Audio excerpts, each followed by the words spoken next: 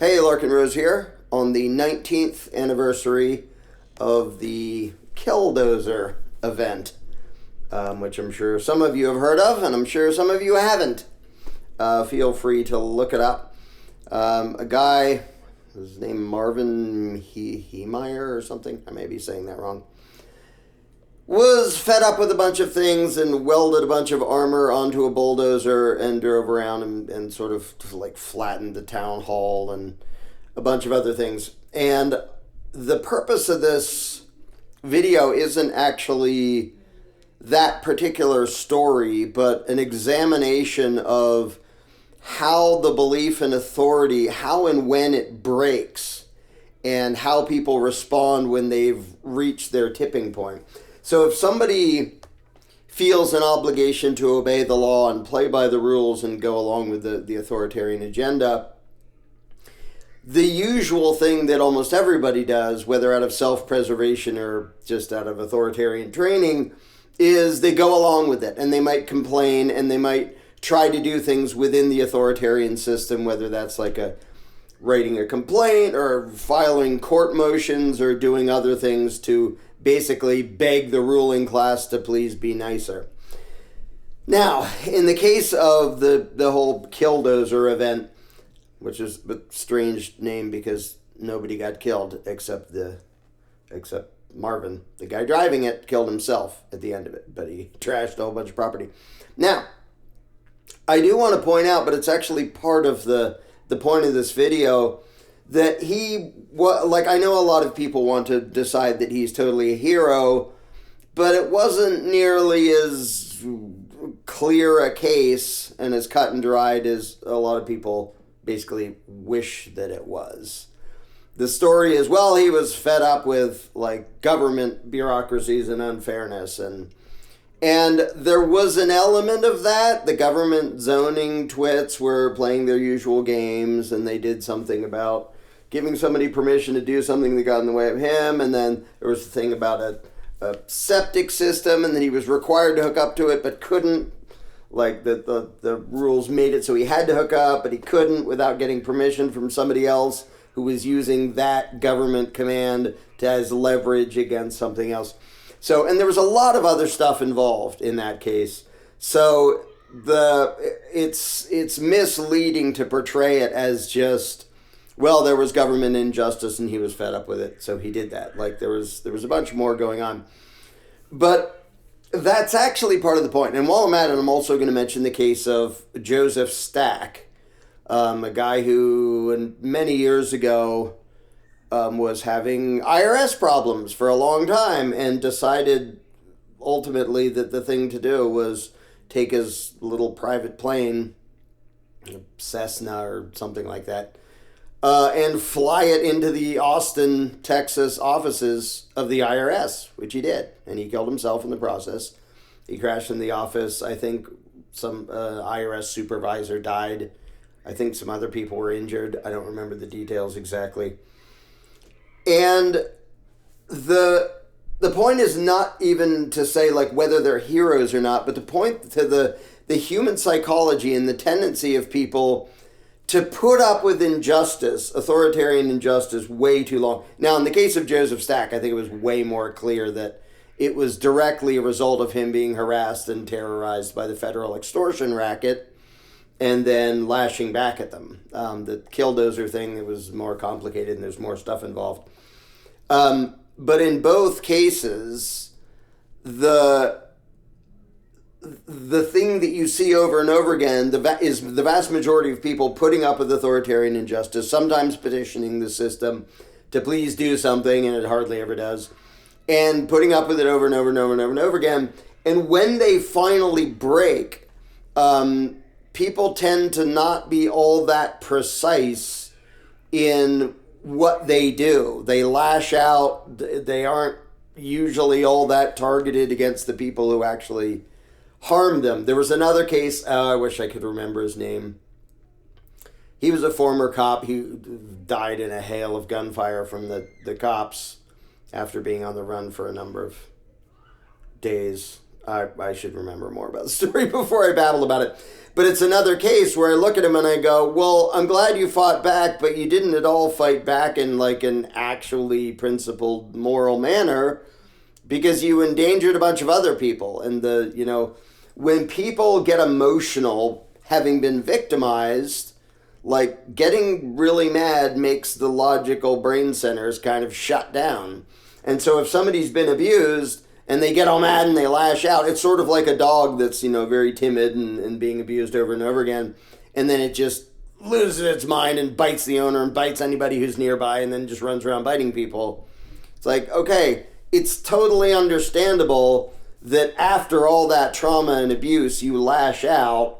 And it's kind of predictable, but not good, that your lashing out probably isn't going to be all that focused on the people who actually did anything to you. Now, in the case of Joseph Stack, it was focused enough that, I'm going to crash into the offices of the gang that's been harassing me the whole time.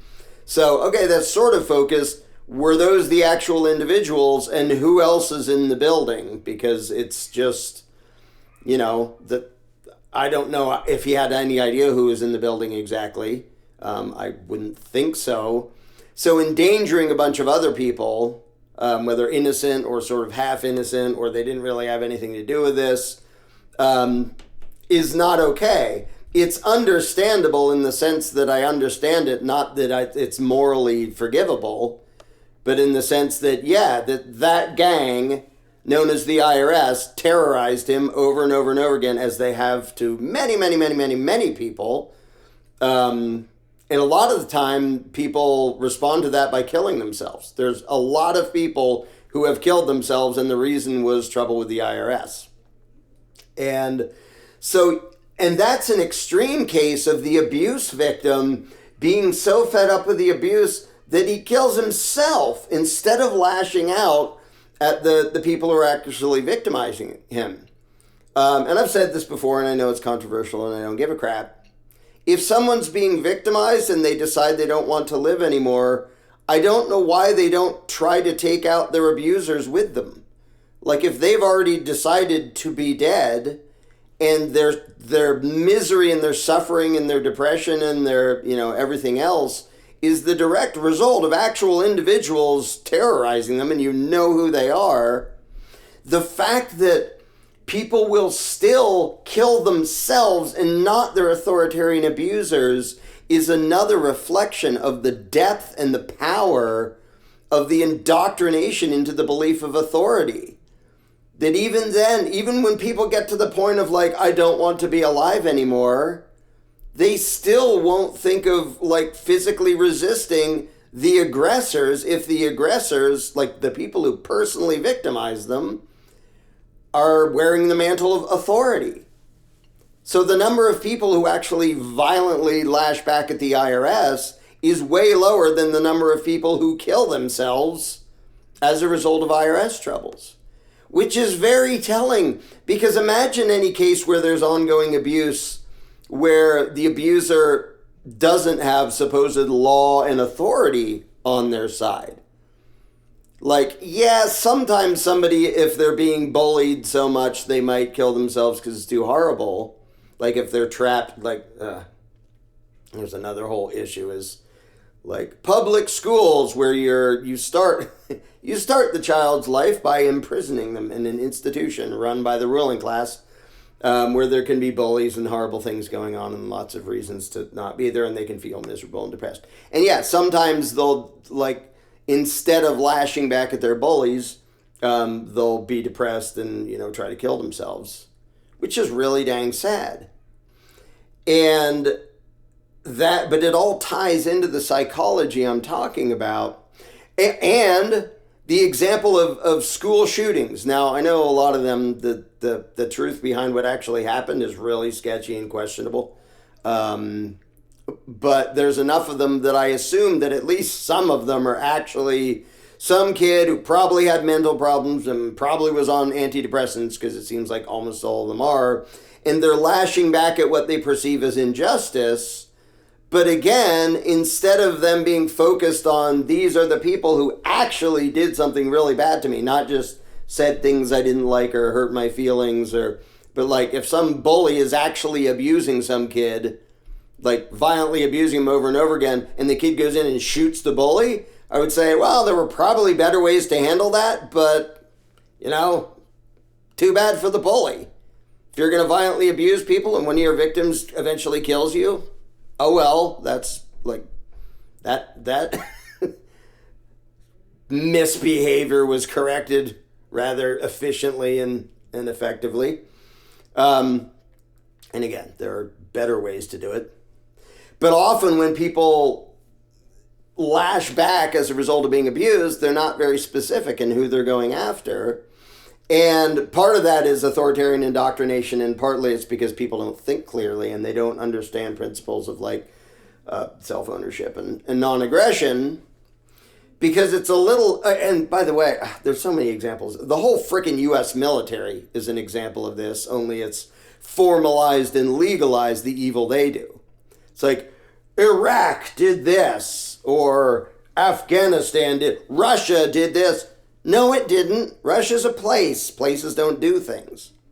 Well, we mean the people of Russia did. No, they didn't. The ruling class of Russia did some stuff. And it's actually individuals in the ruling class of Russia did some nasty stuff. And by the way, individuals in the ruling class in the military of the U.S. government constantly do completely evil things.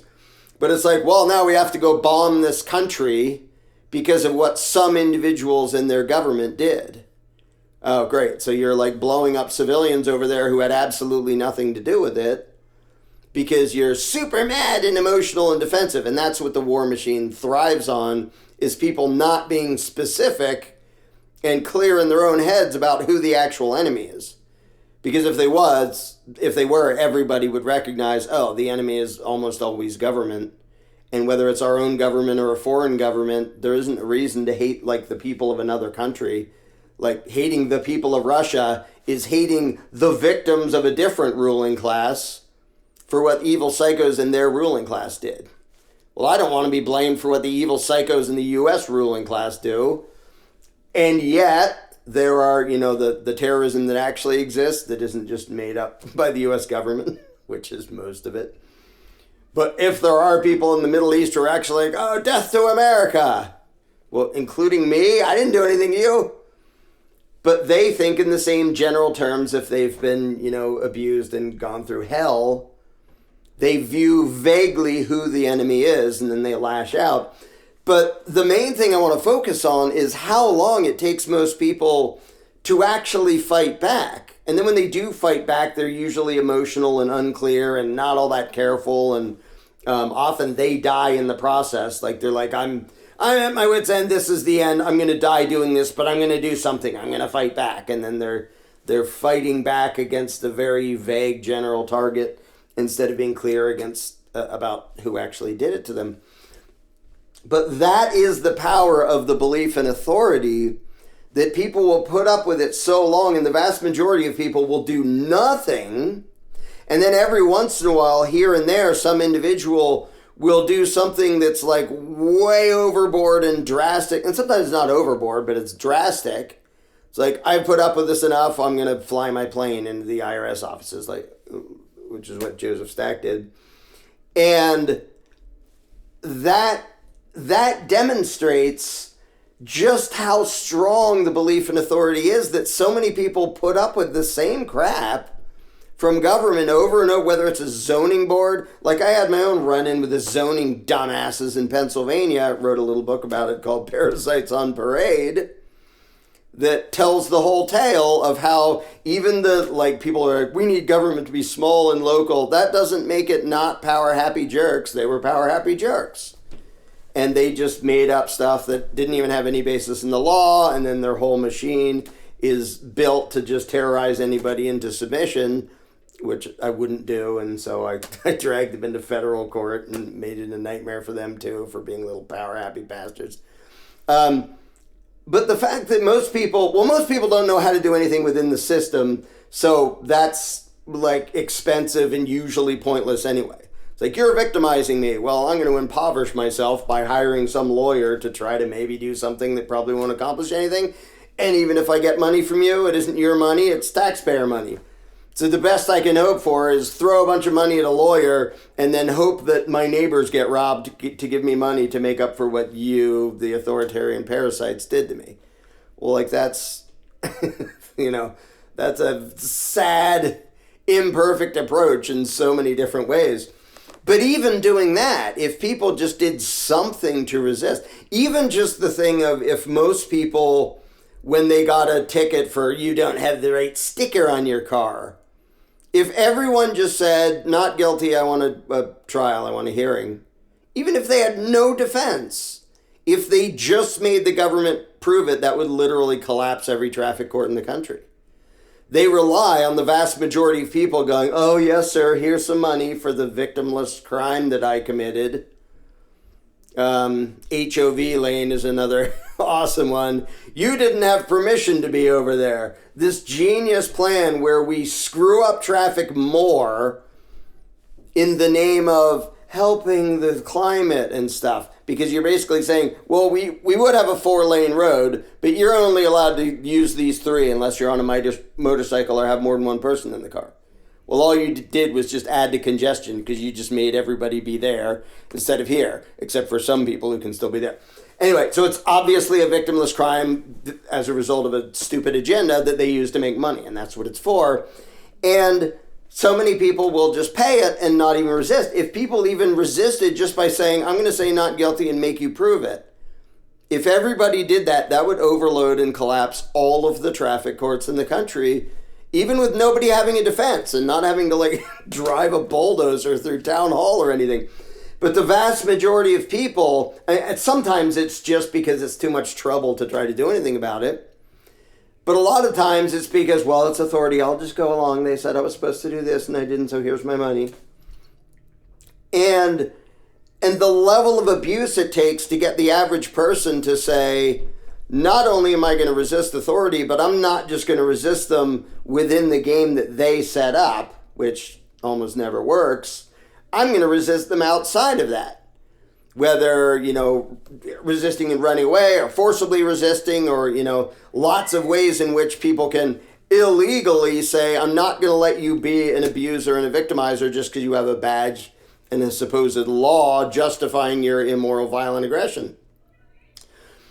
But one of the reasons is the belief in authority, like I was talking about. But one of the reasons is that we all know, even people who haven't really thought about this, that the state will escalate everything to violence. And I've said this before, when they put on the red and blue lights behind you, that is a threat of violence. And everybody knows it, even though almost nobody thinks of it that way. And I'm sure most cops will be, what do you mean, a threat of violence? I just turned on my lights. Oh, what does it mean? Was that a polite request for me to pull over? So it was just a suggestion, I can keep going. Well, no, you have to pull over. Or what? Or you call a bunch more of your gang members and they chase me around and eventually drag me out and, probably shoot me and whatever else. It's a threat of violence.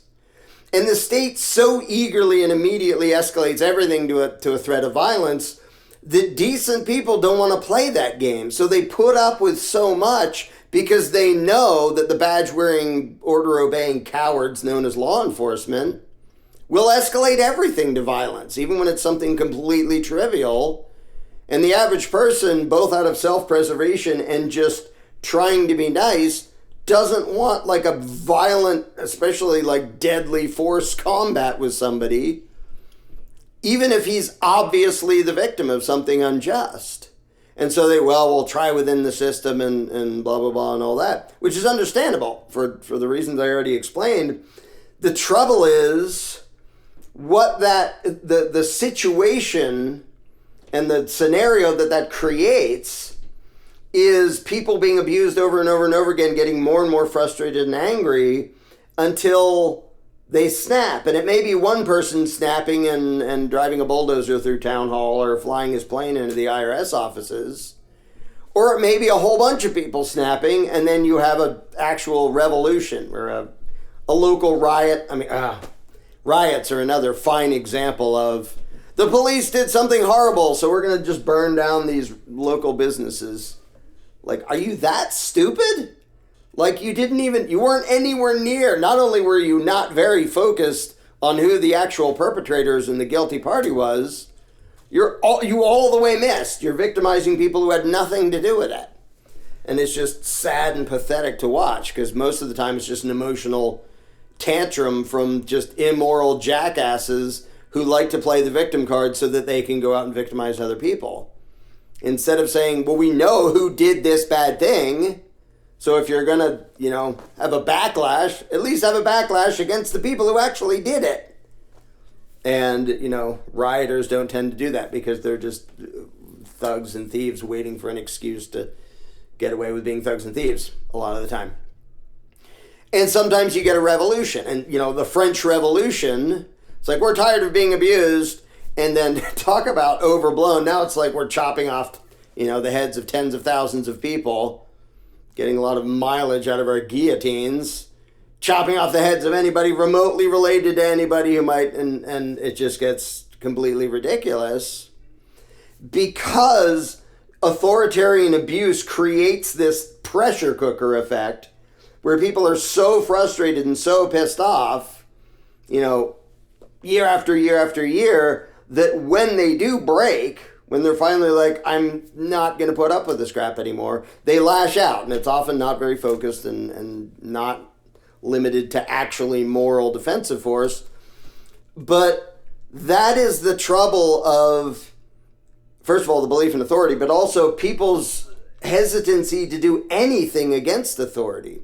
Because, and I can describe 1,000 different ways that people could literally collapse a whole system by doing things that don't really pose any risk to any individual. I mean, I probably shouldn't be too specific. I wonder if that would even count, because I'm not even actually doing it as incitement. I'm just describing. There are ways just with paperwork to take something like the IRS or a state taxing agency. You have 1 million people mailing in stuff that's bogus that would just crash the system. It's like they don't know what to do with it. They can't handle that much. You would melt both their computers and their actual human personnel. If you can call the IRS actually human. You know what I mean? So there's a bunch of ways, but most people, even if it's sort of a little thing and risk-free instead of like a shootout or driving a bulldozer around, most people don't want to do anything.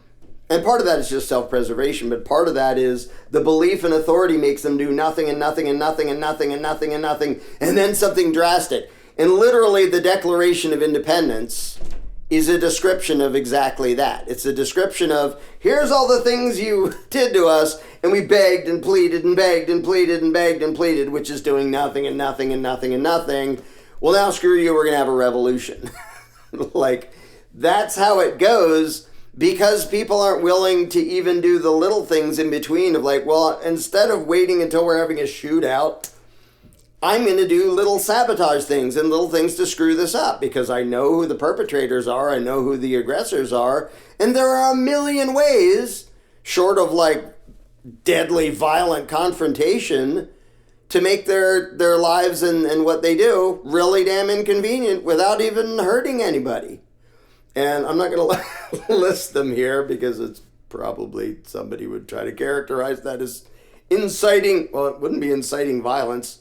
It would be inciting lawlessness, because it would be disobeying and sabotaging the system in a way that makes the aggressors unable to keep committing aggression without even hurting them, which that's pretty nice. Like if you can stop your bully aggressor without even having to hurt him, that's pretty considerate of you. But most people won't even do that because, and there's always the risk involved, and an element of that is always self-preservation. Like, how much trouble am I going to get in if I try even this little thing? But I think we're finally getting to the point, ironically, government is teaching people how to get to the point of being able to say no. And we actually saw a bunch of that in the last few years. There were lots of people going along and doing all sorts of stupid things because government told them to, but there were a bunch of people all over the country saying, no, we're not doing that. And if you try to double down and escalate this to violence, we're going to resist. And in a lot of places, government backed off because they realized, okay, if we've been abusing these people over and over again, if a bunch of them are to the point where they might go, okay, screw you. Like, never mind, whatever peaceful, predictable, life and existence I had before. Here's the line. I'm not going along with this crap. If enough people do that, government knows damn well that can very quickly turn into a massive backlash that they can't nearly handle. And so that's the only time they back off. So I guess I'll end with that, because that's one of the main punchlines, is the only time authoritarian control freaks ever back off isn't because, the people convinced them that what they're doing is immoral. They don't give a crap. Or the people said that they don't really want this. They don't give a crap what you want. They never did.